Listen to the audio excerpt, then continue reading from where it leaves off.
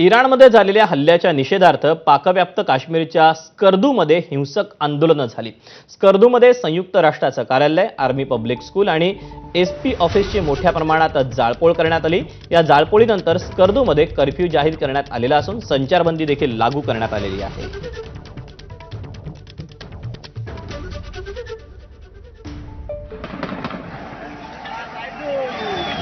Office में आग लगा दी गई है। लाहोरमधील अमेरिकन वाणिज्य दूतावासाच्या गेटवर हिंसक आंदोलन करण्यात आलं। यावेळी आंदोलकांनी अमेरिकन वाणिज्य दूतावासात प्रवेश करण्याचाही प्रयत्न केला।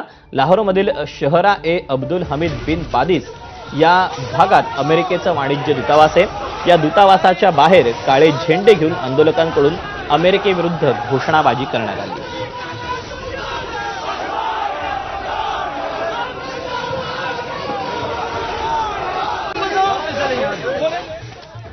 एकीकडे इराण अमेरिका इस्रायल युद्ध हे भडकलेलं असतानाच दुसरीकडे अफगाणिस्तान पाकिस्तान युद्ध देखील जोरात सुरू आहे। पाकिस्ताननं सकाळी अफगाणिस्तानच्या बगराम एअरबेसवर मारा केला। पहाटे 5:40 पाकिस्तानी F-16 विमानांनी बगराम तळावर हल्ला केला। बगराम एअरबेसवर त्यामुळे अग्नितांडव सुरू झालं। अफगाणी सैन्याच्या 221 शहीद आफ्ताब कोरचे सैनिक या तळावर तैनात होते। हे सगळे मारले गेल्याची शक्यता आहे। बगरामवर हल्ल्यानंतर खुद्द राजधानी काबूलपर्यंत पाकिस्तानी विमानं पोहोचली।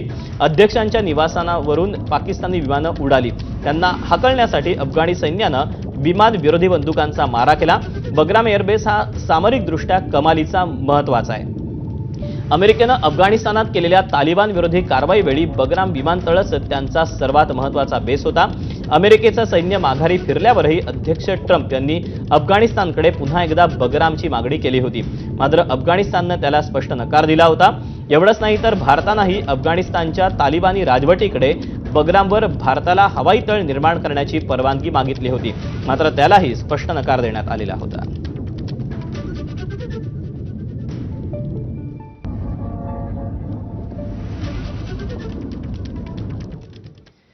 आणि यानंतर दिवसभरातल्या महत्त्वाच्या घडामोडींचा घेऊया सुपरफास्ट